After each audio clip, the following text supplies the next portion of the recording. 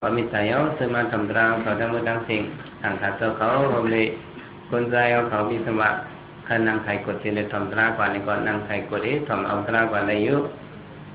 เตือนเป็นมีเลี้ยงเอาเขายกเป็นนั่งยิงเอาเขาได้เกาะต้องหนังว่าพิงทุ่งเอามีลองยินเงี้ยมีนั้นอ่อนกันนั่งคลุกเขาให้ธรรมเอาตรากว่าเพราะว่าคุณมาในพระพุทธเจ้าว่าพื้นใส่ไหวลมสีธรรมเอาตราอันเขาเจ้าตีดิสนากว่าในได้เยอะมันให้เราเขาเจ้าก็ลูกตั้งยันนี่แหละสืบข้าวดังมาที่ติมือเย้าฟังกล้วยกระเทียงดีหมูสีเย้าในเจ้าเขาขึ้นป่วนกับเขากล้วยกระเทียงดีจงจากกกสีป้อมือสีคำเมหาคำนั้นไว้สีเลินที่ซองมือหาคำเย้าเจ้าเขาขึ้นป่วนมือตีตั้งยันมือเขากล้วยกระเทียงตั้งยันวันเป็ดคำเมื่อวานนี้ดูด้านหยัดน้ำเย้ากว่ากล้วยก็ในว่าขึ้นเตะๆอันเป็นไม่ได้เอาเขาที่หมูสีในเรื่องเขาเราก็เห็นเป็นสถานะมันเห็นเป็นสถานะกระเทงให้ดูด้านหยัดน้ำเย้าตัวเมื่อว่ามันให้เอาเจ้าเขาขึ้นลูกตั้งยันเนี่ยออกมาเขายามเสียดนาฬิไปมาเอาทองมันตีขึ้นอากาศโตเขาอันเป็นโตทับกับโยมุนหยอกนั่งทำไมเขาบอกใส่คำแรงเขาตีน้ำปองมาเอา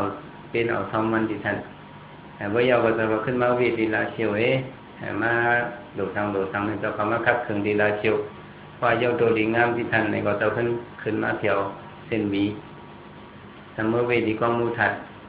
แค่วันกำหนึ่งยันบอกว่ากองมูทัดขอปดยามันเยาหมดเยาตัวดีงามสิติดเอาพระขุนทางทุกเขาในติดต่างขึ้นไว้ถักวันดังติดต่างไว้นาดังตกนาดังห้องนาดังกันในติดต่างไว้ทายเพราะถึงมาเดือน6 มื้อปีดีมาที่ไว้นาดังออกในสังเกตเฮ็ดปล่อยเฮ็ดต่างปล่อยต่างพระเป็นเจ้าในสังในยามมันสังกับเขาลงไว้มัวเดือดทุนบอกลานมาได้ตีอันเอาพระเป็นเจ้าพระหนอกพระหินเขาในต่างคืนกว่าเนี่ยยาวกว่านั้นอากาศปิ้งอ้อยสมมาปังแล้วก็มือเผียวที่จ้องปิ้งอ้อยที่เซนวินัยกับอันนั้นก็เขามือกันโตเห็นแต่มือฮอตราบันเขาพอดอ่อนตอนหนึ่งเขาทำตีสิมน้ำในมือมังกราบันตีสิมน้ำในมือมังกราบันสิมมาเขาเย้าตัวดีงามเนี่ยเขาขึ้นป่นมาเขาย้ำตัวเขาออกเส้นวีนึงเราสมมติมี3 นาฬิกาอย่างในยันตัวนั้นเราก็คัตเตอร์เหี่ยวมาดีหมูซีเนี่ยก็เขาย้ำ7 นาฬิกายมมาเฉียวมาอับน้ำอับสังเอยกก็ในหันเราเสียวจงบิดตานันตาเนี่ยจงหัวเมืองกับปังเนี่ยก็เอาเจ้าก็สั่งขึ้นมามิตรตาในวันมันเนี่ยลงกาเนี่ยแหละมาฮอตรากันเสือสองเดือนจ้ะคุยกับตาอันจอตีฮอในเนี่ยตีฮอทั้งในตัวเจ้าก็เริ่มไปพูดทางเป็นอะไรเนี่ยจะใครเห็นเรื่องหนังมุนเจ้ากุปองไหมมันจะกุกอกมีปางมันทำใครฮอตลาวะรู้เลยฮอตลาวสีเนี่ยอากาศทำไรหมุนจอมมาหรอก็ไหมทำจะมาปางจอเขาจะเลยถมตะนาหมุนจอมมาเขาแค่โคหรือโคตาเนี่ยดีๆงามๆมาสมมติเต็มจองนั่นวะชินโฮวะเนี่ยมาแย่โคหรือโคตาเนี่ยเต็มมากันโตว่ากันโตโยโตดีงามเนี่ยผู้จะดีก็เก่าให้ย้อนให้ได้ถมตะนาต่อสิกันมุนจอเนี่ยทำเหลี่ยมไหมทำนักเหลี่ยมไหมมันต้องรู้ถามตะกาว่าตะกาว่ะเขาก็เป็นมุนจอมาตะลาวเนี่ยเขาดีห่อทั้งเนี่ยตะกาเขาส่งตีหู้ตะกาทำว่าหู้คาเนี่ยว่ะตะกาที่หรือตอบว่าตะลาวเขาส่งในตีห่อทั้งส่งสู้หู้เนี่ยตะกาทำว่าหู้คามุนจะทำว่าห่อก็สู้ดำหู้กันต้นโลเพราเนี่ยว่ะมุนจะหูเพิ่นโคดูเขาไปได้ยังวะเขาก็สั่งว่าสินในมันส่งห้องเขาตึงมันนะสินดีมากถึงพวกเด็กห้องนะเขาคัดเจอเห็นไหมสินดีมากอ่อนกันมาคืนจองแทงทำไมพูดเจ้าถามมาตารางส่งเด็กห้องส่งสู้หู้เพราะมันถามมาเขาอ่อนกันมาหู้ในทั้งบนหน้าเนี่ยวะทำไมถึงมุนจะขึ้นมาเชียงเดินปนังเนี่ยทุกมาถามตะกาตะลานเขาเจ้าเด็กเขาเนี่ยเป็นตราทางส่งสู่หู้เนี่ยตะกาทำมาหู้เขาเนี่ยว่ะตะกาจะมีหรือตอบว่าหู้เขาเนี่ยว่ะcái muốn cho có kia họ họ có chụp bố phụ cần đó đâu vậy là muốn đâu khô đủ thành cam mèo các mẹ tất cả phải han giờ phải ta đi giờ ạ xin để mà là hướng để ho bằng thôi bạn đang khai giờ cái này các mẹ xin để mà thủ ban họ lục vào thủ trong họ hồ lục họ lục vào chứ số baอยู่phải khá này số ba hú chứอยู่ba phải thái này mũ số ba này hảวันนั้นได้เจ้าได้ห่อแล้วเนี่ยก็แม่เพราะมันเจ้าคืนมาในปลางปู่ปันมาปังเฮาห่อตะลาเจ้าก็มาถามตะลาเนาะเจ้าได้ห่อได้เป็นตะลาทางสองตะกะเขาฮู้เนี่ยป้าไปขาในว่าฮู้ป้าไปใส่ในว่าฮู้ค่าเนี่ยมึงเจ้าก็ว่าเดี๋ยวเสื้อฮู้ขึ้นห่อมันฮู้เวลาเนี่ยว่ากันโตโลเวลาเนี่ยว่าก็ไม่เมื่อเนี่ยเจ้าทุกคำก็เขียวมาที่จ้องปีต่อตาเนี่ยตาละอันเขาเจ้าเขาเป็นทางสองเดียวกันต้องลุกไปเท่าคนไหนก็cáiการนั้นเนี่ยเขาเป็นเขาเสียตะกากันเนาะอันเจ้าติมาโฮnàyพวกเจ้าถามว่าตาละอันเจ้าติโฮเนี่ยเป็นตาละทางสองตะกาเขาฮู้เนี่ยตะกาเขาชื่อหรือว่าฮู้ก็โฮฮู้ก็โฮข้าเจ้าเนี่ยtrong đi mua qua hôm nay cho thì thằng đi sara anh hậu cho thì hôm nay bên sara sang dùng tất cả hậu quên này cả đi lấy hồ cho nên làคนด่าดีฮิตปล่อยกระถิ่งตั้งหรือตั้งการฮิตการหนึ่งลองอันมานั่นเนี่ยทีนั้นสุดการนิบานั้นเจ้าสารีบุตรห่อมาให้พระเป็นเจ้าขึ้นกำแถมห่อไว้ว่าเจ้าสารีบุตรว่าตะกาเขาเนี่ยวะเนาะทีนั้นธรรมปราโกปาทีนั้นมหาตึกนั้นปอดไปมันปอดเงามันน่ะเจ้าสารีบุตรหรือห่อว่าตะกาเขาว่าเนื้อโลกะคงกลางลงเนี่ยพวกกูเฮ็ดตั้งหรือตั้งด้านไหนเนี่ยมีสี่เมียว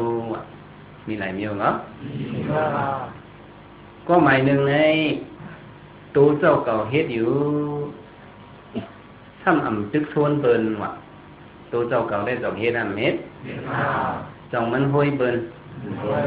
ห้อยเบิ่นจู้เบิ่นเฮ็ดหางขอมันไว้ว่ะตื้นว่าห้องเขาจู้เขาหางเขาไว้เฮ็ดกว่าหมังซื้อเฮ็ดการตั้งหรือตั้งในตัวเขาก็เหนียวไว้เฮ็ดนั่นก็เฮิรนเขาเฮิรนเหนียวไว้เฮ็ดเขาจู้เบิ่นห้องเบิ่นกระดูกกระต้านในก็กระเฮ็ดทางคุยเขาไว้พวกกูมิวนั้นในก็มีว่ะต้องมีมีพวกกูมิวนั้นเนี่ยเพราะว่าอันเขาดูต้านอยู่นั่นเด้เขาไล่พ้นมีกุศลมันอยู่ว่าตาหน้าโตเขาที่บอกกันว่าก็เพื่อดูต้านเนี่ยคู่ของอุตสาหยินนาเกี่ยวแทงเงินคำได้ก็มีนำอยู่ย้อนเบื่อว่าห้อยเปิ้นโจเบิ้นห้องเบิ้นเป็นกุศลจอมเขาแล้วพวกกูก็หมายหนึ่งแหละถึงที่ว่าไรมาสั่งคุยพ่อนี่มันไหนก็บ่มีอารมณ์อลังนำบ่มีอ้อยก็อ้อยสินำอยู่ก็เป็นอยู่ห้างคุยเขาไปมังซื้อย้อนเบิ่มซื้อเบิ่นเฮ็ดเอาสองก็ห้างคุยไปแล้วเนี่ยเป็นได้ก็เป็นสะเทอยู่มีอารมณ์อลังมีก้นอยู่ห่มมีก้นอยู่มนลาดีตึกมันมีนุกมีนางว่ะเดี๋ยวนั้นในเนื้อโลกะคงกลางเฮายามหันอยู่ต้องยามหันน้ำยามหันบางซื้อได้เป็นสะเทติว่าคุยกะต้องทำมีลูกมีลูกเฮิรนหนึ่งหลังเนี่ยเพราะว่ามีลูกหลังต่างเก่ามีลูกมีหลานในเฮิรนในม้าเหี่ยวไว้ต้องจำได้สังว่าเป็นกองมูในก็เป็นห้องว่ากองมูมีหิ่งกองมูก็มีหิ่งในจอมันได้ออกเสียงกองมูมีหิ่งนะในพวกลมทองมาไม่หย่องมันแพ้กับเพชรขึ้นเสียงหิ่งอ่อนมอกิ้งกองในต้องรีทอมมั่งรีทอมกองมูมีหิ่งว่ะพวกกลุ่มอยู่นั่นทั้งว่าเป็นกองมูก็กองมูมีหิ่งทั้งว่าเป็นมิงก็มิงมีปีกว่ะกองมูมีหิ่งมิงมีปีกในมันถึงที่ยอทอที่ปลายเลยในมันเหมือนเรื่องเหมือนเรื่องว่าก้นก้อนฮิตการตั้งหรือตั้งต้านให้จู้เบิ้นห้อยเบิ้นนั้นพวกกูก็ในค คู่ขององค์สายนาเกี่ยวแสงเงินคำได้เต็มทนอยู่กุ้ยกาจังมีลูกลางว่ะนิ้วในก็ไปเต็มทน2 บาทเต็มทนเต็มทนถ้าไม่ปกพวกกูก็หมาย2เนี่ยทำเป็นเนี่ยก็หมาย2เนี่ยตั้งดูตั้งตานเดะมันสำเหตุมันทำมีสังลาเนี่ยพอในทำมันทำตึกโซนเปิดตัวมันแต่ก็ต้องมันหลุดตัวมันเต็มหลุดมันก็ตึกโซนเปิดในเฮ็ดอยู่อาชอมันวันนั้นน่ะเนาะเฮ็ดคนเป่าไพ่มันเปิดน่ะอ๋อหลุดเฮ็ดในหลุดในต้านในแก้วเดียวเนี่ยกระถ้วยเปิดน่ะเปิดก็ถ่อมกว่ามันในคนก็หลุดต้านกุ้ยกาตัวมันแต่ก็ทำหลุดพวกกลุ่มอยู่เนี่ยย้อนเบื่อว่ามันหลุมต้านแล้วเพราะว่าสัตว์กำนำเนี่ยมันสัมพันธ์ว่ะตั้งกินตั้งเยี่ยมก็มีเรื่องหนังเปิ้นผ่านกอดเฮินก็เข้มเรื่องหนังเปิ้นไว้กับพันมาในศีรษะก็ลุกมันทำน้ำวันน้ำว่ะนี่ไม่เคยก่อนน้ำแต่ให้ก่อนน้ำว่ะในโลกาโครงกลางก้นอยู่ในก็มีคือนาตันตาเขาสองมีห้ามมีพันได้ก็ทำพันไว้กับไตก็มันก็ทำน้ำลุกมันก็ทำน้ำมดเต็มเพื่อรู้ก็คนลงกะในทำสีตนาอันมันห้อยปืนตึกโซนเปืนนั่นในเฮ็ดเหรออารมณ์อลังมันน้ำย้อนเบอร์มันหลุมตานแหลกมันมีโคของอุตสาหนะเกี่ยวแทงเงินครั้งมันเป็นเปืนในก็เป็นพวกกูเทมิวนึงว่ะทำไมพวกกูก็หมายถามในทำตัวมันดูก็อ่ำดูห้อยก็ห้อยเปืนในเป็นก็หมายถามดูก็ดูเสียอิดห้อยก็ห้อยเปืนในเหตุการณ์นั่งดูก็มันพร้อมสู้ก็มันกับสู้เปิ้นตึกส่วนให้เปิ้นเฮ็ดก็มันปันแฮงตัวมันก็หลุมตาก็เปิ้นมันหลุมตาแหละ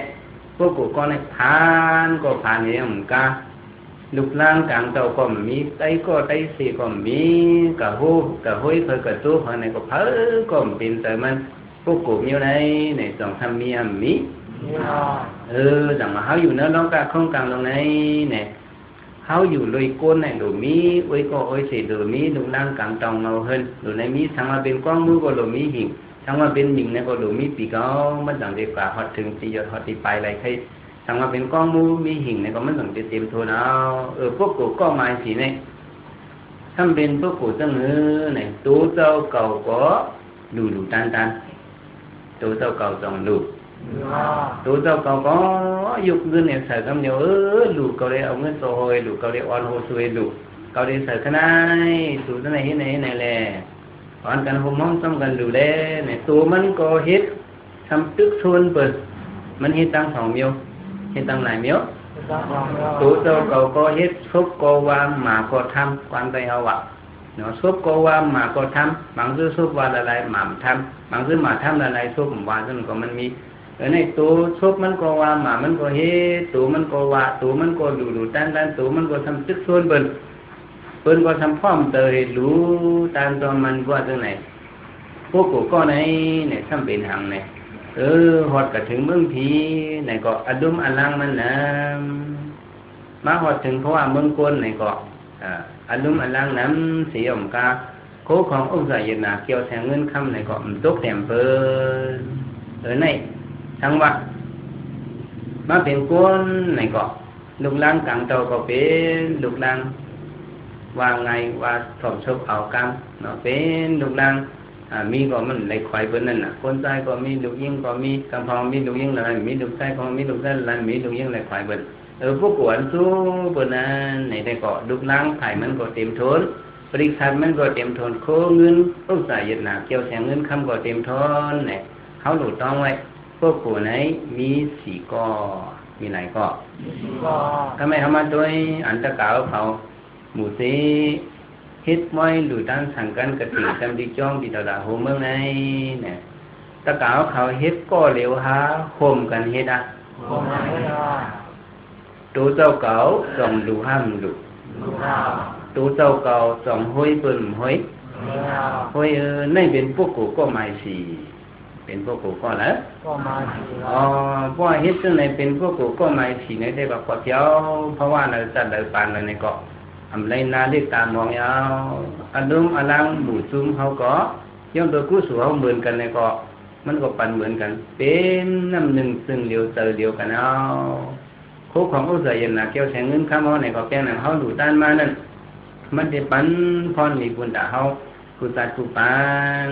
แต่ว่าเขาเฮ็ดสังสิมวะดูในพร้อมกันดูในอย่างนั้น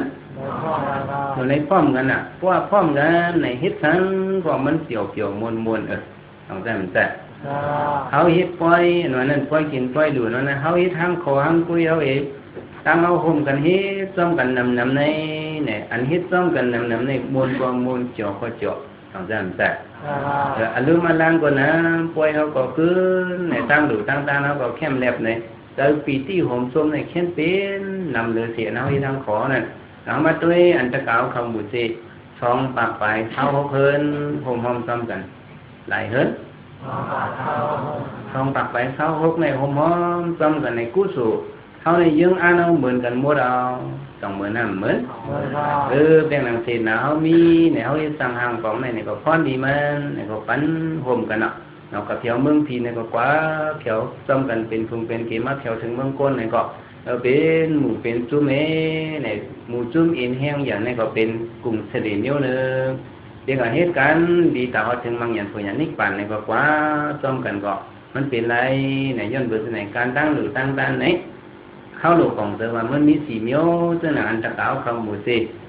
หมู่จุ้มเจ้าตาหน้าสังการอันนี้มาดูด้านจำดีจ้องปีตลาดโฮมเมืองไหนเนี่ยโฮมม้อมซ้อมกันเนี่ยดูด้านเนี่ยอันนี้มันเข้าบ้านพวกกูก็ไม่ฉีดพวกกูชกว่ามาทำห้อยกันสิในเหตุเนี่ยอันนี้เป็นอันเข้มแล้วเดียวสองเข้มแล้วมันเข้มแล้วในมันปองว่าหางเนี่ยมันปองว่าเขาปวดเต็ดหมาหน้าเขาก็เสร็จเขาปวดเป็นสังเขาปวดเป็นหมาหน้าเขามังซื้อในเขามีเดียวก็มีเว้ยถ้าคำห้อมเบิ้ลเฮ็ดซ้อมเบิ้ลมังซื้อในใครไว้เฮ็ดการแต่หน้าในก็ใครเชี่ยเคียงเปิ้ลเนี่ยเป็นมาแต่หมาหน้าโอ้เป็นมาย้อนห้อมดูด้านซ้อมเขาเนี่ยเขาทำก่อยว่าเขาหมอเอาน้ำใส่เบิ้ลแล้วเขาซ้อมต่อเขาเนี่ยมันเคยขี้หนูมาป้าสองหำว่า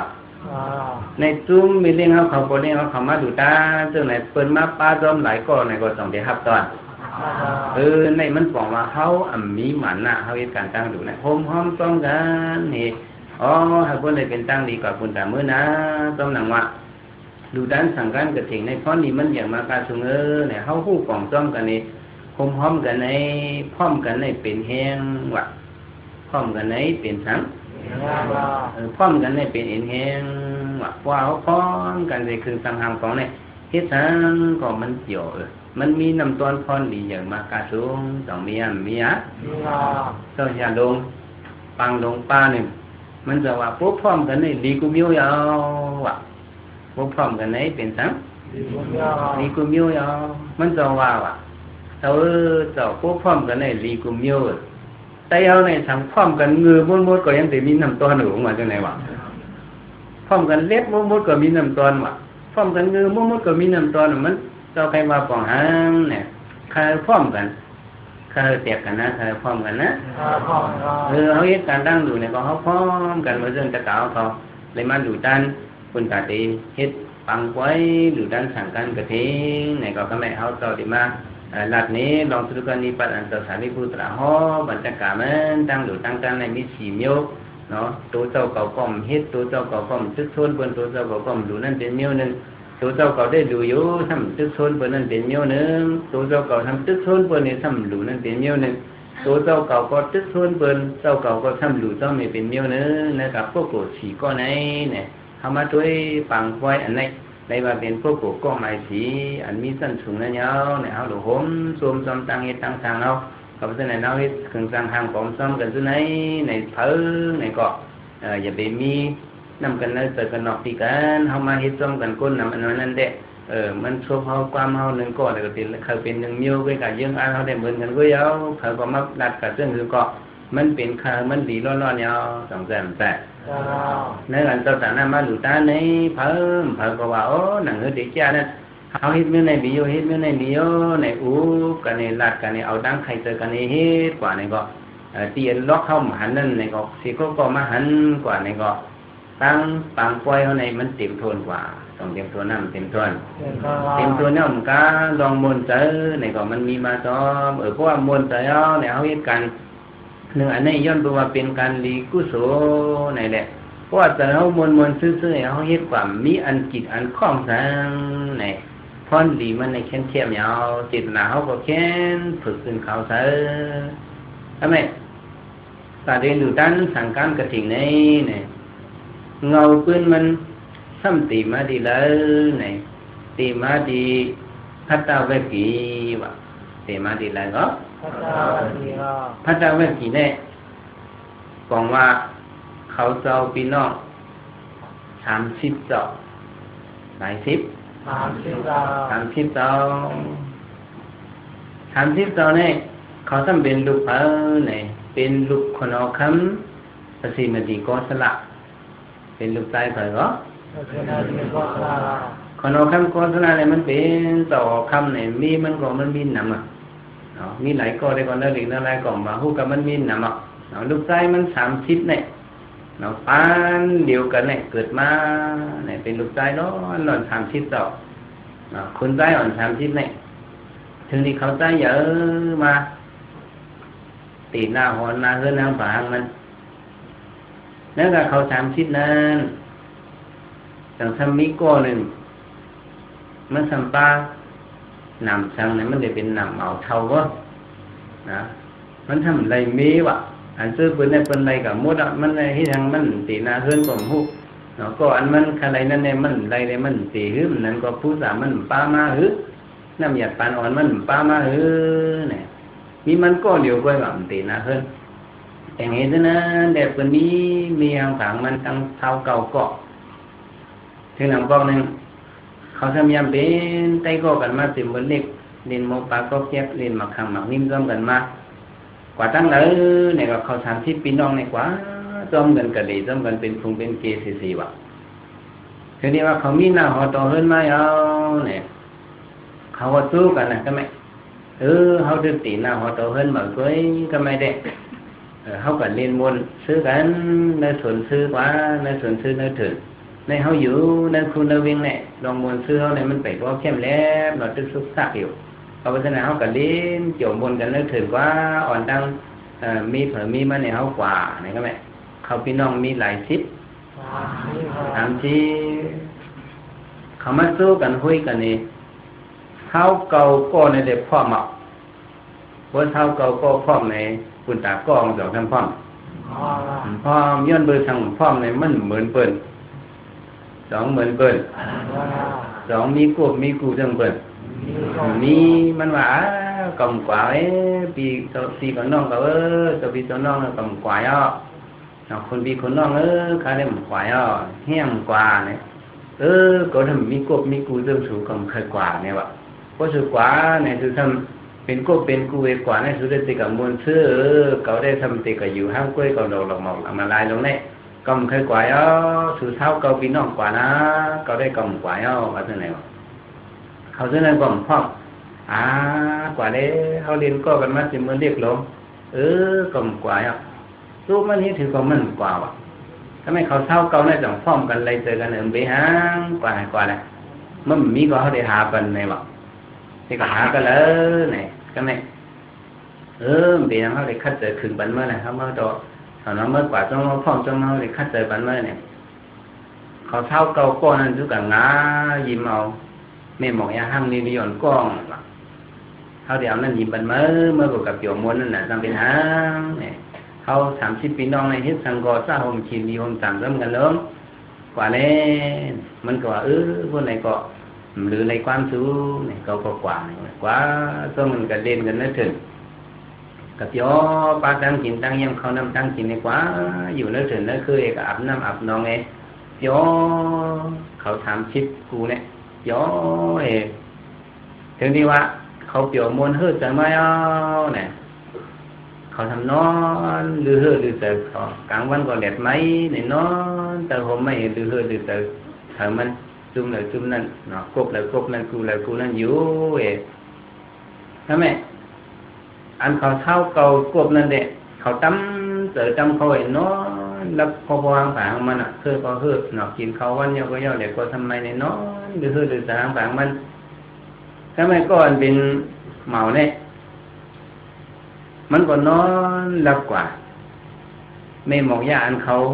ยิ้มกว่านั่นมันก็ทำมีตั้งใครเต๋อหังเกยมันอ๋อขุนใจ30 ปีน้องเนี่ยอาลูกึ่งดังว่าเขาเป็นลูกขุนเต้ๆลงไหนโคมเงินคำเขาหอยตื้อไว้จะไหนก็เป็นอันมีกาคันอยู่ร้อนๆอาลูก็ไปขลายเต๋อทางมันออกมาเนี่ยเต๋อล้อผ้ามันนางออกมาเต๋อทางมันนางออกมาเต๋อล้อผ้ามันออกมาให้เปิ้นนอนในก็มันนอนนี่ก้นมีเต๋อล้อผ้าในเข้าเปิ้นนอนสองเขานอนเขาก็จะผู้รักหรอกเขามีเต๋อล้อผ้าในเข้าเปิ้นนอนสองเขานอน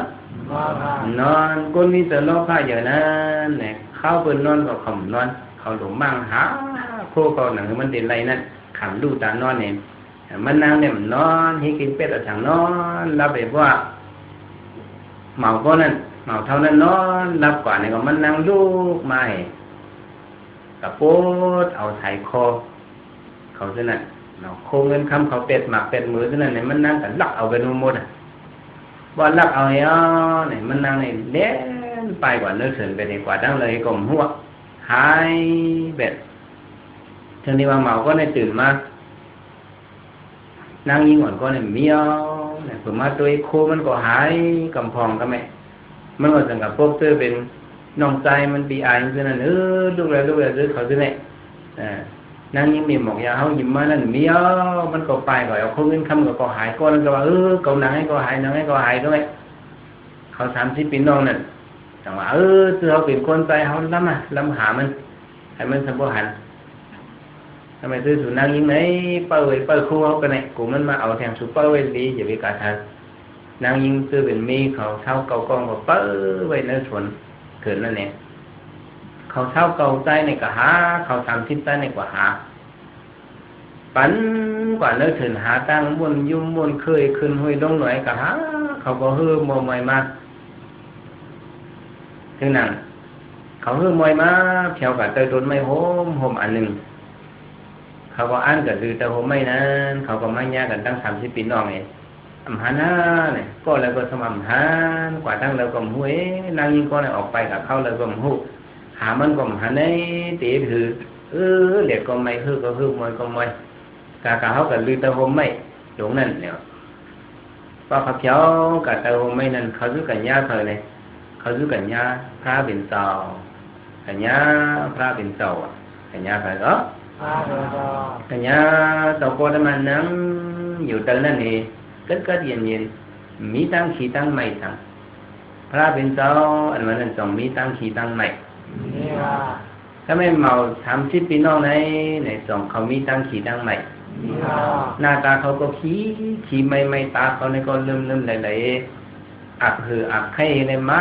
แถวตะโดนไม่นั่นเขามาหันหน้าตาพระเป็นเจ้าซึ่งเสริมมีตั้งขี้ตั้งไม่มีตัณหาขี้เดชะมุ่งมองทางอำหาทางเสียม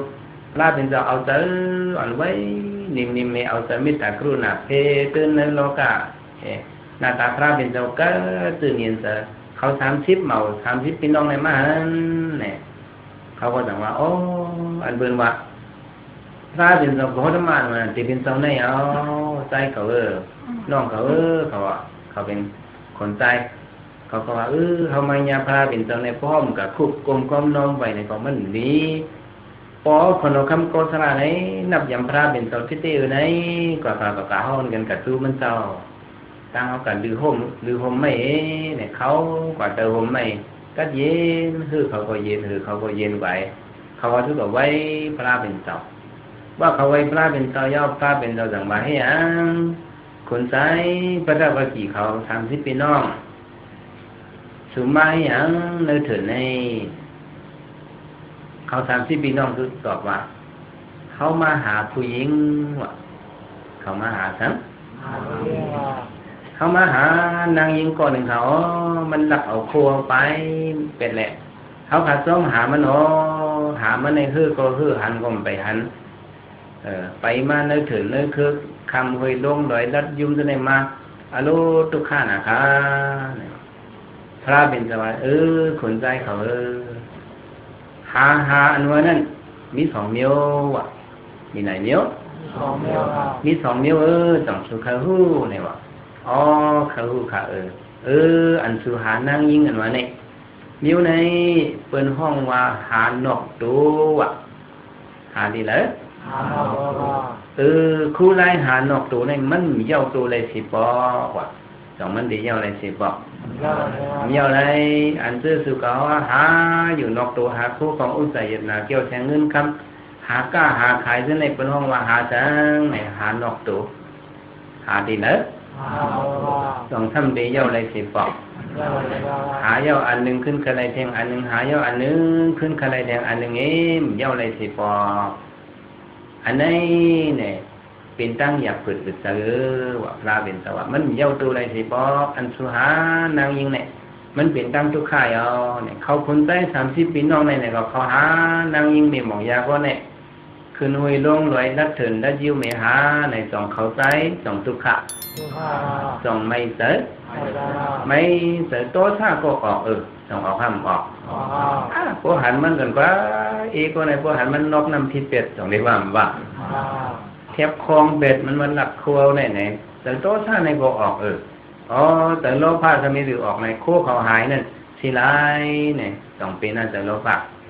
เป็นแต่โมหะในก็สูงกลุ่มนุ่มตาลก็เป็นไหนพระเป็นสวัสดิ์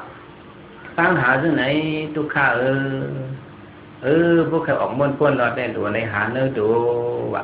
หานอกตัวนั้นเป็นมิ้วหนึ่งหาเนื้อตัวเป็นมิ้วหนึ่งหาไหนมีหลายมิ้วสองมิ้วหานอกตัวมิ้วหนึ่งหาเนื้อตัวมิ้วหนึ่งคนใจเขาสุหาด้วยเนื้อตัวสุเล่ในเด็กว่าสุโมหาในเด็กอันนี้เป็นตั้งออกม้วนพ้นรอดเนี่ยพระเป็นตัวห่อปันเสาเกศาโลมันนะขาตันดาเดซมันสนาอาชีมินสันเนี่ยพอตราบันเขาลงเลยตัดหาคนขึ้นเนื้อตัวเขาเนี่ยมันมีสังเวยเนี่ยมีสังที่ไปสองก็ชัดตาในเนาะว่ามาด้วยเจ็บด้วยดีๆงามๆก็เนื้อตัวขันเท้าในเย้าตีอนิจจทุกขอนัตตาเย้าตีสัพพตระเป็นรูในเอาเย้าตีสัพพหังก็มันมีอันมันลำกึมตัวขันเท้าเนี่ยหาอันในพุทธหันนั้นในได้ก็ในเป็นสินจังแต่ได้ออกมนต์พูดเราเนี่ยเพราะว่าพระเป็นตัวห่อตลาบันเขาขนใจ30 ปีน้องนั้นถ่อมตาเนี่ยเขาเจ้าตกตลาเป็นอริยกว่าเป็นสังกัดเป็นอริยกว่ากำพองก็เป็นโสดาบันกำพองก็เป็นสกทาคามกำพองก็เป็นอนาคามเพื่อกับเป็นยหันตาสิเจ้าต้องเป็นเป็นยหันตาสิเจ้าเป็นได้เป็นอริยกะพ้นสัตว์ปันพุทธสินมังคือเป็นโสดาบันมังคือเป็นสกทาคามมังคือเป็นอนาคามกว่าเนี่ยเขาจะบอกหันตนาเลยหานั่งเนี่ยทุกข้าที่หาตนาญาณตัวเนี่ยก็จนยินเจอเนาะเขา30 ปีน้องแต่พร้อมกันนี่เขาย้อนเฮ็ดเป็นยหันวะวันนั้นก็พระเป็นสวัสดิ์ตัวกว่าแต่ก่อนวันนั้นเขาเจ้าส่งเลยหลิวด้านพาเดินสั่งการมาในตัวกว่าเขา30 ปีน้องเนี่ยเลยโฮมจ้องกันในหลิวด้านพาเดินสั่งการมาในแต่ก่อนวันนั้นพระเป็นเราจากห้องฮิปิคูเนี่ยเขาเจ้าก็ไล่เป็ดโคทางคู่หอเขานั้นหายเป็ดมดให้ยื่นเป็นพาเดินสั่งการมาเป็ดมดย้อนเบอร์ทางในย้อนเบอร์เลยหลิวด้านสั่งการย้อนเบอร์เลยหลิวด้านสั่งคนใจเนี่ยเพราะอะไรอยู่ด้านสังการเนี่ยถึงที่เป็นทุกญาติพระเป็นเจ้าในตลาดทุกทุกญาติตลาดทุกญาติพระเป็นเจ้าในตลาดทั่ววันเนี่ยพระเป็นเจ้าห้องวิครูเนี่ยก็สังการในวินไม่ทับตัวมากำเดียวว่ะในกหาสังการในห้องวิครูญาเนี่ยเป็นมาจองพุ่งกรรมปารมีเจ้าเก่าเนี่ยในเป็นวิครูญาเนี่ยเลยเป็นอันไหนวะตลาดทุกคนที่ไรคนแต่เด่นนุ่งไม่สั่งการในก็ไม่อยากจะพวกมันเลยดูด้านสั่งการไว้เนี่ยมันซึ่งนั่นปาหิยตารุสริยะเนี่ยเป็นยหันตามันมาถอมตลาดดีพระเป็นเจ้าเป็นยหันตากว่าเฮ้ยกะอันนั้นมันได้ก็สั่งสารเนี่ยมันเลยดูมาเพียนสีปอดทางการเลยดูมาสีพื้นแผ่นนอนคืบดึงก้อม ต้อมหนึ่งก็ไม่ได้ดูมากคืบหนึ่งก็ไม่ได้ดูมากก็เพิ่มมีนำต้นพรหลีกุศลในเป็นยหันตาสิตาก็พระเป็นสมห้องอิหิภิกขุพระเป็นเราไม่ว่าบาหิยาสหาพาดึงทางการเนี่ยว่าที่ไหนบัดมันเว้เป็นได้ก็เป็นยหันตายเป็นสังยอkhi đi xa à thua mỗi mỗi yếu chỉnhเป็นยหันตายคุยกับพุ่งกรรมตาได้เลยนุ่งไม่สั่งการในมันได้ดูมาพระเป็นเรากะหาเอาหังคุยเนี่ยมันจะก็ยุ่มไม่ตะกะใครไรคู่ไล่มันหาเนี่ยเนี่ยพุทธกะใครไรคู่ไล่มันพอไม่รู้กันก็ไม่เคยผ่านกันผัวมีก็ไม่เคยผ่านกันทำใครฮอดนิกป่านนั่นแหละสูปอมีลูกตู้กันกว่าหิมผังน้ำติ้งเอาตึกมัดคอถวยเวียนตกน้ำตายล่าถ้าการนี้ตอนลำใครคุ้นมาเจ้าแฉมเจ้ามิ้วมันว่าจะไหนวะมุนจะเอาขึ้นมาตีมันขึ้นอันมาถามเขาก็เจ้ามิ้วมันวะต้องแม่นพระบินจะว่าปุ้มเต็บเลยสามยศสินในตื้นหว่ำหอได้นิกปานในก็ไม่มาถามด้วยซื้อโยกี่คิงนะยิงใจเขาในแต่ยศสินเขาอันเขามีไว้ฉะนั้นต้องทำเต็บเลยเตะคนไหนได้ก็ไรสุดนั่งให้เขาไปอำไล่ว่าในสีตาก็ปุ้มเต็บเลยได้ก็ไล่สีตาก็ไล่เต็บมันมีกันไหนเนาะเจ้าถึงใครลัดในไล่เต็บมันคิดถือไหนห้องมือโยกเกี่ยวเขามันนั่งกันตลาไหนเขาดัง10 วันไหนนั่นเตะตะดิ่งก็ประหารเขาจุนเป็ด1 เก็บ 1 กำของจุนเตะโกลิมจุนเตะโกเลของมาจุนเป็ด1 กำต้องว่ามันวะนั่นเราตึกรับสืบพวกโคอะไรมาขายขนาดไหนตึกว่าตัวนั้นนะจุนเป็ด1 กำไว้ให้ก่อนเนาะนะไว้ให้กำนึงนั่นแต่ไว้ให้ก่อนเนาะได้ว่าจุนเอา1 กำเพื่อกับอันเขาโลกาลงในอันเขาจะเป็นหรือสิปุ่นหักแห้งเปี้ยงเหย่หรือสิปุ่นในเป็นเพอในตูเจ้าเก่าต้องจำใจเขาหักในหักตูเขาสิปุ่นเขากับหักต่างก้อนวันนั้นมันเป็นบุญแต่ตูเขาเลยมวลซื้อแต่เลยเขาหักตูเขาสิปุ่นเนาะมาตุยนั่งมันลิกาก็ยำว่าซึ่งในพระเป็นเราก็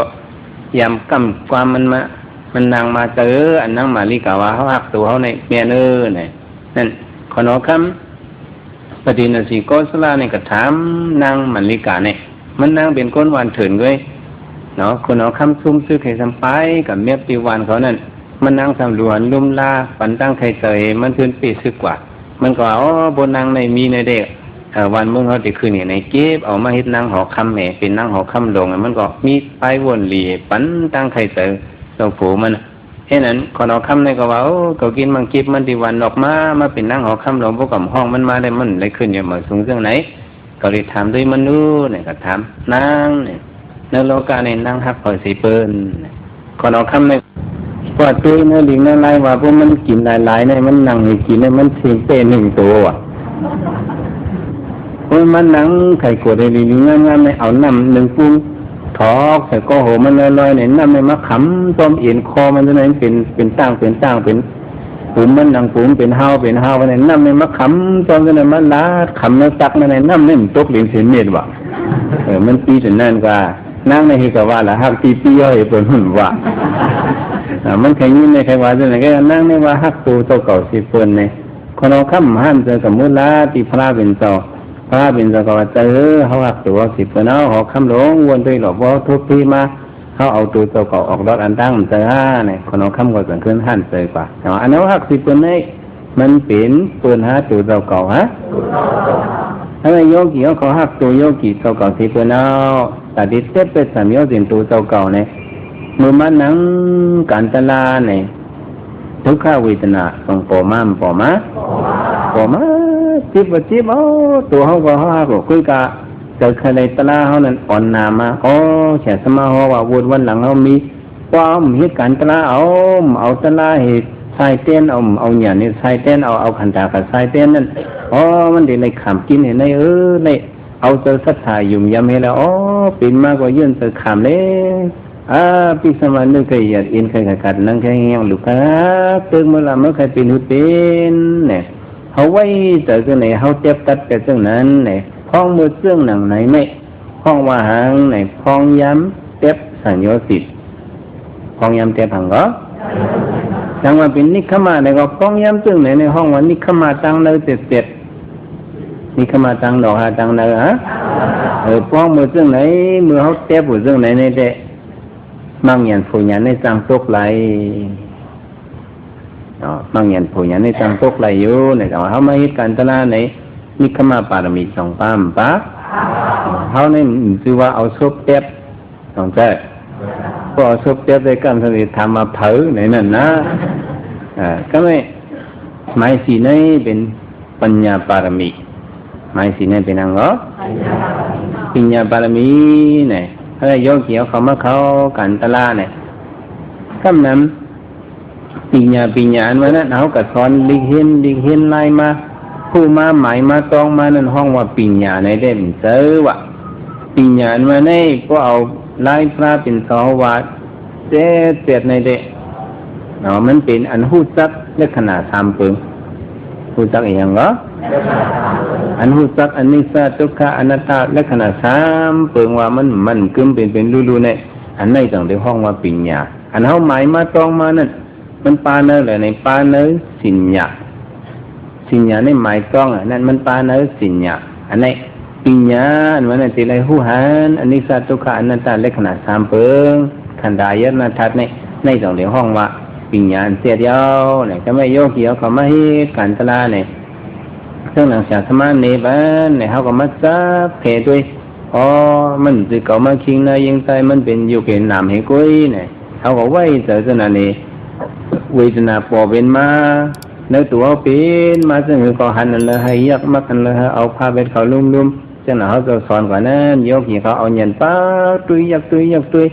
ลงว่าเวทนาในก็มันมีเฉพาะเป็นดูสันนิดทิศทดเกียนสิ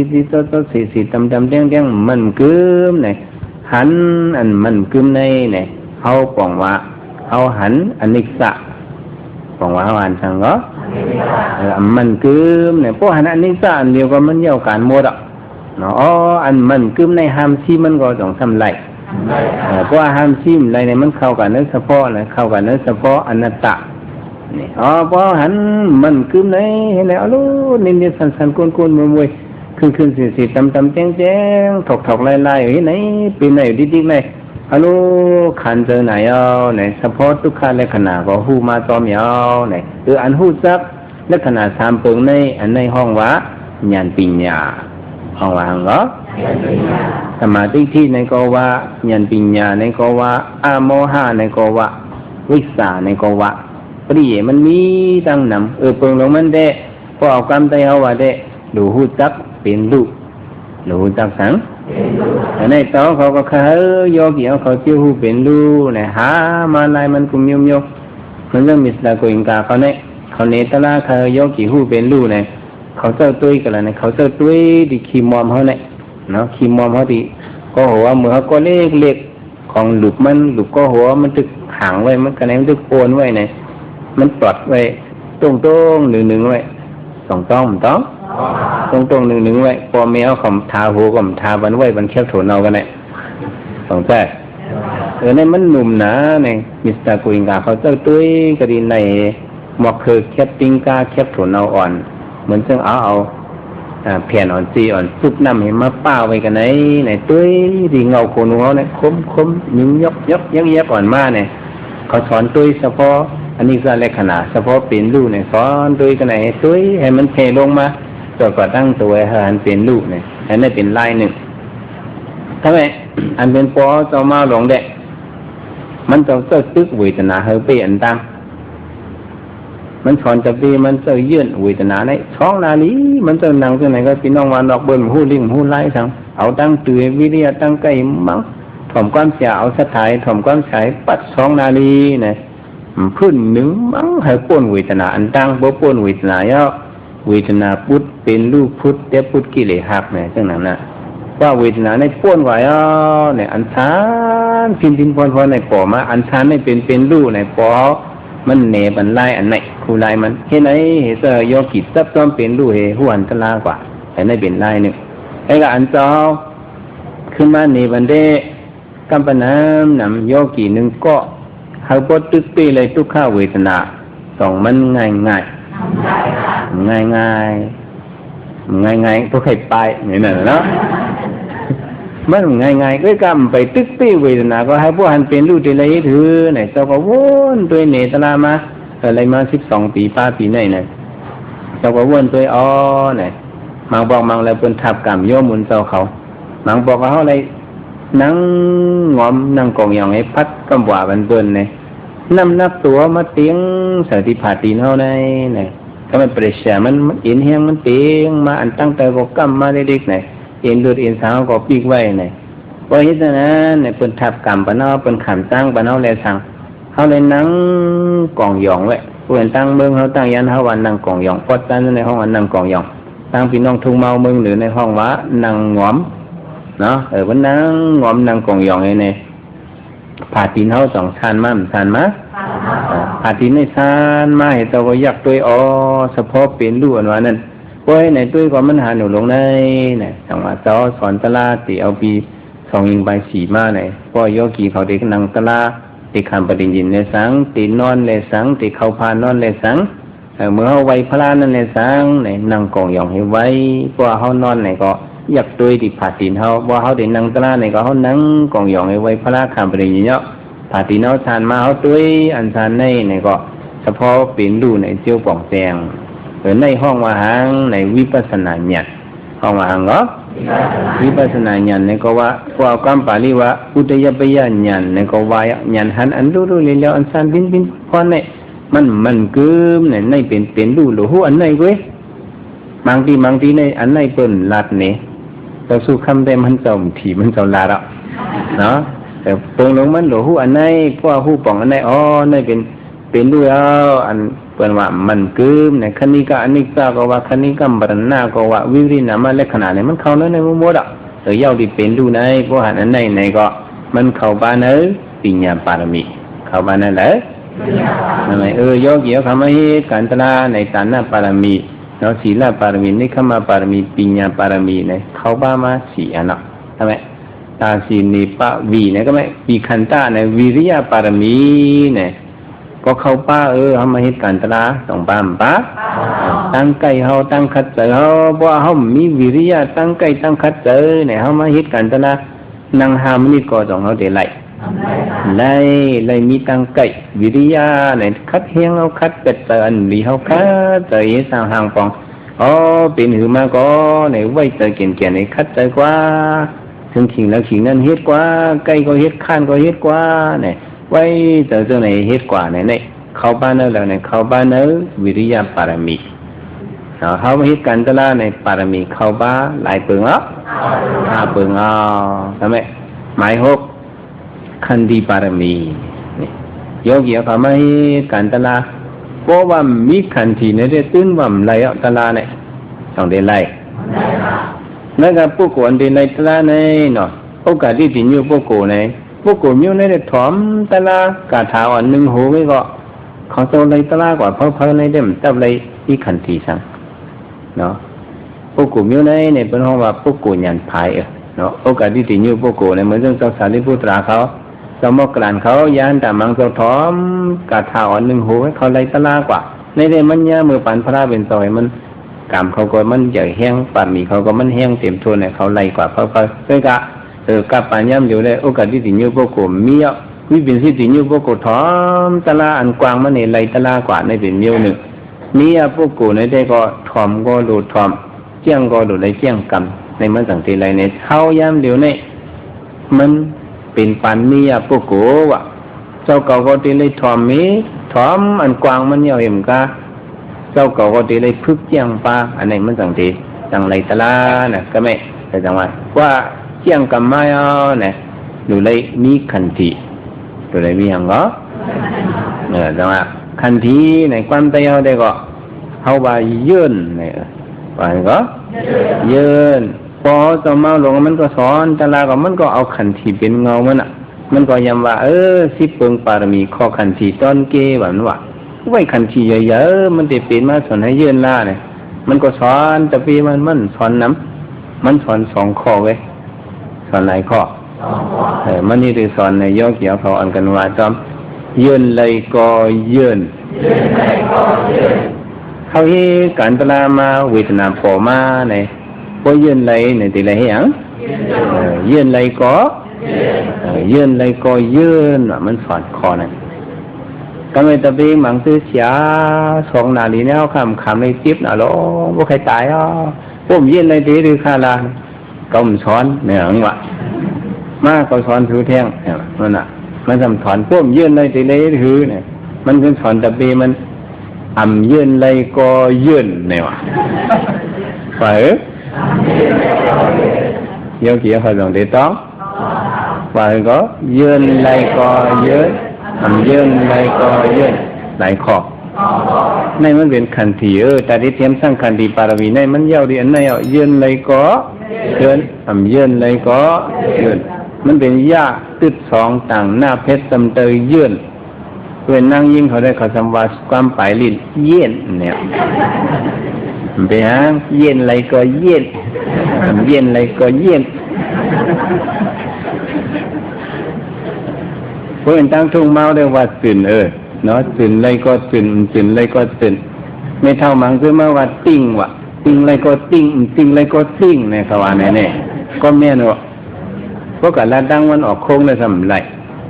เพราะกับลาต่อพี่น้องใจหรือในเยื่อนกลมหูคันทีก็คำหูตื่นกลมหูติ้งกลมหูเขาทำอะไรวะเขาทำว่าอดวะเราก็สอนเขาอดอะไรก็อดอะไรก็อดเนี่ยอย่าไปปันอดละนี่เหรอเนี่ยในมันเข้าบ้านนั่นเลยในกันทีปารามีเข้าบ้านนั่นเลยก็ว่าโยกีเอาเขาให้การตระวิปัสสนาในคันทีก็มันเข้าบ้านเอาต้องเข้าบ้านเข้าบ้านก็ไม่หมายสิทธิ์ในเป็นนางในเสสาปารามีเป็นนางก็เสสาปารามีในซ้อมนางอันเฮาว่าในก็เฮาฮิตซ้อมในห้องวาหังในเสสาปารามีห้องวาหังก็โยกีเขาอธิษฐานเสสามาถึงความเสสามาเขาที่เขาตระ10 วันเนี่ยเจ้าหนังเฮาว่าก็เขาเข้ากับ10 วันเนี่ยในมันเป็นเสสาเขาหมันเมนะเสสาปารามีเขามันเต็มทวนกว่างักหนึ่งเอาต้องจำใจเจ้าหนังเจ้าเขาชาบันตลาตั้งแต่เอาข้าวยำในกว่าจอดมือถึงตั้งหึงยำพอง1 มองเต็มในเนี่ยไอ้มองเต็มแล้วจอดตัวโยกีมันในเสสาปารมีเขามันจ้าว่าเสียงหิงในกลิ้งในออกในก็ชากำเดียว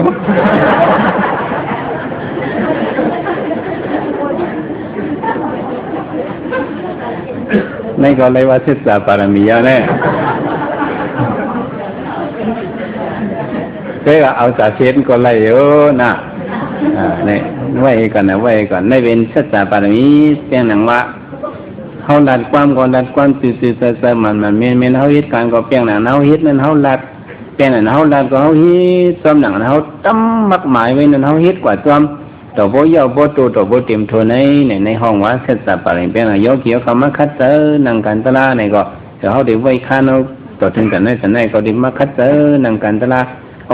ก็เรียกว่าความศึกษามันปิ้งซ้ำนึกละเอียดอินกันนั่งเงี้ยครับเป็นหนึ่งมากก็ยืนเอาเนี่ยในเขาไว้ความกติศึกษาเนี่ยก็มันเข้าบ้านศึกษาปารมีเขาเหตุการณ์ตราในปารมีเนี่ยมันเข้าป้ากูมิวต้องเข้าก็ไม่หมายเป็ดเนี่ยอธิษฐานปารมีหมายเป็ดในเป็นฮะอธิษฐานเนี่ยสำหรับอันสู้เขาว่าตั้งแต่เอาข้าวยำนี่ก็ถึงข้าวยำนี่ก็ได้เฮ็ดอันนี้ก็อธิษฐานเขาในตึงตั้มไปมันเปลืองในห้องวะอธิษฐานปานมีมือหนังโยกเกี่ยวเขาก็ได้นั่งกันตะลาก็ได้อธิษฐานไว้เตี๋ยวมือในก็ได้ถ่อมตะลาให้สถาก็เฮียงอย่างมาก็ได้คัดตัวยักตะลาก็ได้พื้นเอาก็ได้นึ่งเอาในเฮาไว้ตัวไหนในเป็นหางในเป็นอธิษฐานปานมีก็เลยเข้ากันตระเขาดัง10 วันอธิษฐานไว้เนี่ยเขากว่าเฮ็ดกว่าต้นหนังความมักมันเท่านั้นในห้องวะความมักมันนั้นห้องวะอธิษฐานห้องวะหังก็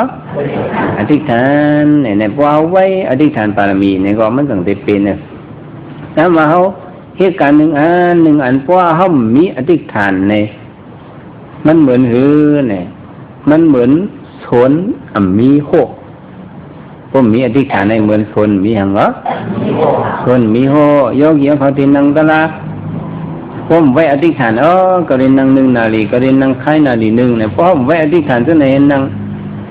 เจอเขาเกี่ยวแต่นั้นก็เรียนนั่งพวกผมเกี่ยวมากก็เลยแค่เบ็ดเนี่ยโยกีเขากันนั่งด้วยก็เฮือนล่ะนะปนหามันนี่ได้ให้พ่อกว่าแต่ไหนทำได้ว่าของลีนซับน้ำเนี่ยพ่อย่าผมมีอธิษฐานให้เป็นนั้นก็เลยอธิษฐานในตัวการหนึ่งมองไปทั่วแล้วก็ไปลูกไหนพวกเป็นเช่นนั้นแหละทางว่าเป็นโซนก็มันมีโหโซนนั้นมีโหนั้นวัวควายเข้าเตาง่ายต้องใจมันใจโซนเขามันลูกง่ายผมมีโหได้แต่ว่าเหตุการณ์ตราผมมีอธิษฐานในก็การงานเขาส่งมันจะออกเลยออกเลยก็อธิษฐานในเขาหรือเป็นอธิษฐานมันเม่นที่ไรเป็นอธิษฐานซึ่งมันเม่นอย่าไปให้ซึ่งอธิษฐานมันเม่นซึ่งโยกีเขาตั้งยานนั่นเนาะโยกีตั้งยานเมื่อมันสมีไฟฟ้าตรงไหนน่ะโยกีนั่งตะลากลางคืนโยกีกองลุงสั่งกำซื้อลุงป้าเนี่ยนะเอาห้องลุงป้าเนี่ยกันเนี่ยซื้อมันเป็นคนตั้งเมืองหรือเนี่ยก็เขาไม่อยู่ตั้งย่านถึงลุงป้าเนี่ยมันก็นั่งตะลาไว้ก็ได้อธิษฐานนั่งตะลาต่อไพ่เต้นหมดในหวังอ่ะต่อหังเหรอต่อไพ่เต้นหมดก็ตั้งถูกมาว่าต่อไพ่เต้นหมดเนี่ยนะต่อไพ่เต้นหมดเนี่ยอธิษฐานมันในต่อไพ่เต้นหมดกลางค่ำคนก็นั่งตะลาคนแค่เป็นมดเป็นกันน้อมดคือมันก็เหลียวนังไผ่นาเข่งปลาทำเป็นข้าวกัดอย่างเงี้ยนังกัดให้เป็นคนน้อนี่คนหัวหางฝาหางมันนอนรับหัวหางฝาหางมันก็นั่งให้มือเตอสถานมันดึงนี่มันดึกเข้าจากเหนือตลานั่นได้ก็ข้าวยำในเสี่ยงกว่าก็มันบ่หูดีปองมันเสี่ยงกว่าว่าเอาเหตุการณ์หนึ่งอันเขาเข้าเจอเหนือการนั่นในข้าวยำในเด็กกำอ่อนกว่ามันเสี่ยงกว่าอ่ะต้องจำแต่ตีแตกมันโยกเกี่ยวเขาตุ้ยเงาตรงตุ้ยแค่วิดีโอเพราะว่าเขาสมหูความเปิดนี้เป็นสำลัดความเป็นเคยหลงความขี่หลงเขาสมหูดีป่องมันกำกลุ่มมาอุบกันลาดต่อกันดิ๊กๆเนี่ยเขาตุ้ยขึ้นขั้นมาอ่ะสองขั้นคุยเนื้อพี่มายาวหัวขั้นก็เบื่อหังเขาไม่เข้าใจผมเข้าใจในเขาว่ามันหึงต้องใจโยว่าเขามาเอาขุยมาปล่อยแต่นั้นเอาโลทำเป็นนั้นท่านรีตัวเขาก็หุบป่องตีป่องมันเอาโลทำเป็นอันมังเล่นมังไล่กันฮือฮักในได้เอาโลนั่งงามกว่าตีรอท่าหนอขุนใจดีเอามันไรห้ามเอาไรห้าไหนก็ไม่ตัวเข้าใจไว้โอ้ผู้นั้นบุญขุยงหล่อเถิดทั้งนั้นว่าเขาเข้าใจเหนือการนั้นเขาฮิตนั่นเขาย้ำสิ่งกว่าต้องเขาหูตันหูนะตันหูเขาเห็นกันตนาก็เหมือนนั้นว่าเขาเจอในนาการเขานั่งสมาธิเขาก็แล้วยักตนาก็ลีเป็นดูเขาก็หันลีเจอก็ป้าในเด็ก1 นาทีในกั้มไว้ข้าวยำมันป่นกว่าโอ้เหมือนให้คนเที่ยวต่อยแก่สองว่าโยกเกี่ยวกับป้าเจอนะโอ้พี่นาลีตายเอาอยู่คนต่อยลืมมาต่อยง่ายมันเป็นยังไงในลุงป้าในก็เห็นไหนอ่ะเมืองข้าวเสือในได้นั่งไงตีนเนี่ยสมมติกว่าน้ำเนี่ยโตกว่า10 ปูนเนี่ยก็คือปูนหนึ่งก็9 ปูนเนี่ยมันสมมติปูนอ่ะมันไปเจอที่ละอิดไว้นะเวทนามันก็ขึ้นมาตลาก็มันจะจับว่าสำคัญนอนก็ป้าใช่ไหมมันสมอธิษฐานไม่ต่อไฟหมอดเนี่ยอธิษฐานมันเคยรู้มากไหมไพ่ของปั๊มหวานได้เนี่ยมึนต่างตัวเองเลย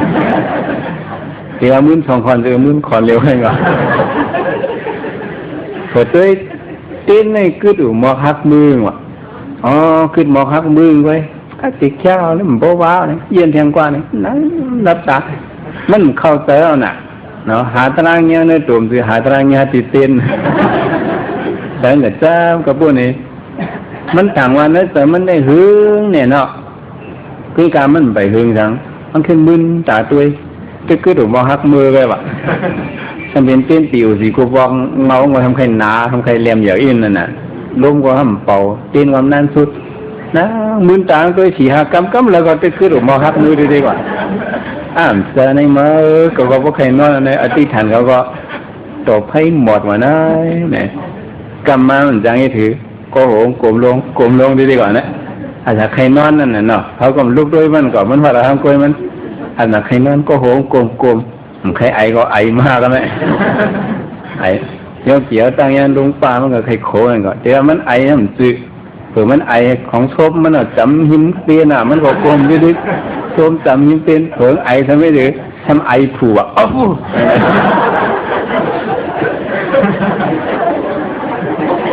เพราะเนี่ยไฟเต้นก็หมดไปแล้วนะกลางดังว่าทำโกเป็นหันหวานเนี่ยถึงงมเอาเต้นเอากับวืดไปเลยเผื่อวืดไปแล้วทำไก่ห้องอ่ะซี่ทำเบก็ออกเอา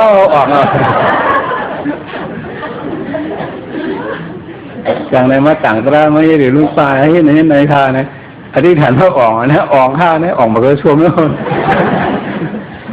อธิษฐานเนี่ยเขาติดอะไรไว้มันเขานั่งการจนา10 วันในก่อน10 วัน1 เดือนในก่อน1 เดือนเข้าย้ำแต่เขามักการไว้เขานั่งกว่าว่ามันเตรียมทนกันในหวังว่าอธิษฐานบารมีเขาเฮ็ดการจนาในมันก็เข้าบ้าเอา2 บ้านบ้าก็ไม่หมายเก่าเนี่ยมิตรบารมีวะเนาะมิตรหน่วยนั้นติเลยฮักเนื้อวิญญาณสัตวะจำดีปิ้งยัดเนื้อวิญญาณสัตวะในติเลยฮักเพ่งเหมือนตัวเต่าเก่าติเลยเหมือนตัวเขาโลกการในเขาฮักตัวสีเปิ้ลเขาสูงเมตตามันอายุเกี่ยวเขามันนั่งการตลาดในก็เขาเต่าเขาอ้อนส่งเมตตากูวันคำเนยเอาส่งเมตตาไว้วางกุขุนนั่งให้กังรถตั้งเป็นเมตตาเจ้าผมว่าเจ้ารถตีเขียนในเขาสูงเมตตาในแต่เมื่อเขาถึงนั่งการตลาดมาแต่ในวงกลางนี่เมื่อเขาไปนั่งนั้นเขาสูงเมตตาเห็นนั่งก็เลยเขาเมื่อเขาตึกนั่งเขาเป็นเวทนาเขากินแต่มาเขามีดีลักแต่เขามีลายแต่เขาส่งเมตตาในก็แต่มันก็มีลายมันหลายเยอะจังว่าเขาเห็นการตลาดในมิตรบารมีเนี่ยก็เข้าไปเขาก็มีความมีเงี้ยนิสัยเป็นส่งยินมามิตรตราเขาครับเขาครับกัดยินเขาก็ครับเอามิตรเปิ้นส่งมิตรเปิ้นในมิตรบารมีส่งเข้าป้ากำเดินสุดในอุปิขาบารมีกำเดินสุดในเป็นหยังการเรียนโมไว้เติมปานกลางในก็ว่าตัตรามิสัตตาในว่าความปาลีว่าเนาะบอกว่าเจอหมอไว้ในปานกลางเส้นกลางนี่อย่าไปให้มันเครื่องไปเลยอย่าไปให้มันเครื่องไปเลยแต่ที่หมอไว้เจอในอยากสีเปิลเนาะเอามาด้วยปารมี10 เปิงในย้อนเปิดสังอุปิขาปารมีในมาไว้กำเลื่อนสุดเปิลเนี่ยก็เปิดในว่ามันหมอไว้อยากสีเปิลแต่อุปิขาแต่ปานกลางเนาะอย่าไปให้จับไผ่พุ่นอย่าไปให้จับไผ่ในหมอไว้เจอกว่าเครื่องในมันอยากเหมือนเรื่องเขาด้วยป้อยหมักหนังเขาอยู่ในกลางมันในตัวอย่าไปเป็นเตอไผ่ซื้อเลี้ยงก็อย่าไปเป็นเตอไผ่ซื้อเพื่อก็อย่าไปเป็นให้อยู่ในกลางมันเห็นตัวเนี่ยมันเป็นหยาบติต้องหยาบกำห้อมเป็นดีป่าผู้ลงเขาเป็นมันอยู่ลงไหนก็ไม่นะเป็นเตอผังนั่นเขาเฮ็ดกันตลาดมันเตอมิสัตตัตมิสัตเตอปานกลางเนี่ยอันนี้น้อยกันตลาดก็พอหมอไว้เกิดเสียในดีในก็การตราเขาก็มันเจียวขึ้นทั้งว่าพอเราเมาหลงได้มันยามสอนโยกีมันสอนว่าจะหือแต่ที่หมอไว้เจออุบิขาในเนาะเมื่อนี้การตราพอหมอไว้เจออุบิขาในที่ไรไว้ว่าจะหือในตอนกันว่าซ้อมอันเป็นมานั่นเป็นลูกกุยอันเป็นมานั่นเป็นลูกกุยอันเป็นมาเอาดีเนาะตัวเขาไหนเป็นมาจังหือไปอ่ะเขาแต่ว่ามันเป็นสังขารมันเป็นลูกกุยมันกับไก่เขาเดี๋ยวแล้วไว้แต่จังไหนวะอันมันเป็นมันลูกนั่นเขาว่ามันอย่าไปเป็นอย่าไปลูกต้องเดี๋ยวไรแต่ได้เป็นเสือผู้พิการนั่นทีเลยเอาในเสือวะแต่ก็ไม่ว่าจะอันเป็นมานั่นเป็นลูกกุยเนื้อเสือเก่าในซ้ำในเป็นรองไว้วางเสือเขาทำทีไรถือไว้เนี่ยเนาะเนื้อเสือเก่าในซ้ำเติงมันกุย อันเป็นมานั่นเป็นลูกก้อยนักเสือเก่าในซ้ำเติงมันก้อยอันเป็นมานั่นซ้ำเป็นลูกก้อยนักเสือเก่าในซ้ำเติงมันก้อย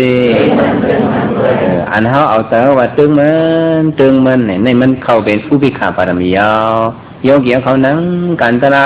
เวทนาขึ้นมาพอโยกเกี่ยวเขาไว้แต่ว่าเติงมันนะเข้าเป็นนังเป็นนะแล้วไว้แต่เรื่องไหนเนี่ยมันเข้ากันนะอุเบกขาปารมีเข้ากันนั่นแหละเพราะเป็นความพี่น้องทุกมาว่าได้เติงมันนะเข้าเนี่ยนั่นเป็นอุเบกขาปารมีพอโยกเกี่ยวเขามาเติงมันว่าเข้าไหนได้จิตหนาววะอยู่กันอินกันนะในมันเข้าบ้านเลยอุเบกขาปารมีต้องเข้าบ้านเข้าเพราะว่าเคยเป็นเคยพูดเคยประกาศขาดเติงมันนะก็พูดจนดูพระเป็นเราเติงมันนะเนี่ยก็เป็นเรื่องไหนเนี่ยมันเข้ากันเนอะอุเบกขาปารมีแต่ว่าเข้ามาฮิตกันตลาดวันนั้นปารมี10เบิ้งเนี่ยมันเข้าบ้านต้องเข้าบ้านคุณแต่ได้เป็นปกติสาวกายโยอันวันนั้นเนี่ยเฮาที่ได้เทียมสร้างปารมีหลายแสนกำพาในพระเป็นเจ้าก็หอมาเนาะก็บ่ซึ่งไหนเพราะว่าเฮาเฮ็ดซ้อมการมันอยู่วันนั้นปารมีวันนั้นมันมีไว้อยู่ห้างปะห้างมันนำเลยอีกพระก็ฮู้ไรของเขาแต่เพราะว่าเฮาเฮ็ดการมันนี่ได้มันงํแม่นอยู่ในได้ก็ปารมีเนี่ยมันสิเตรียมทนมามักตระโพตระวันนั้นมันจังตกไหลอยู่เฮาเฮ็ดการตระวิปัสสนาวันนั้นเนี่ยปารมีอัมโลนั่นได้ก็จำว่าเฮาดูเหตุการณ์มันพวกเหตุการณ์มันอันนั้นปารมีนั่นเนี่ยเหมือนเรื่องว่าพวกเหตุการณ์มันเนี่ยก็เหมือนเรื่องเฮาคูดห้องเนาะเฮาคูดกัดปันห้องน้ำไม่หลีงามๆเนี่ยก็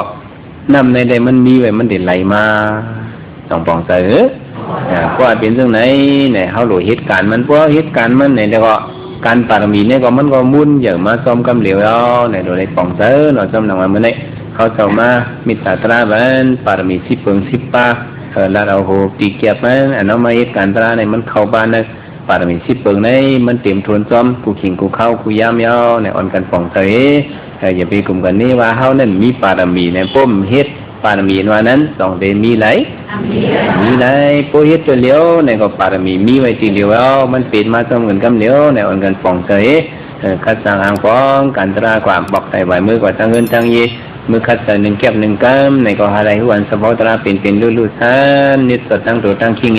เตียนเป็นลู่สุดและมังยันผู้ยันพุดนั้นในเขาเลยเจียวทบเจียวญากันคันไว้ง่ายๆลมๆสีกำลุยตาเนาะ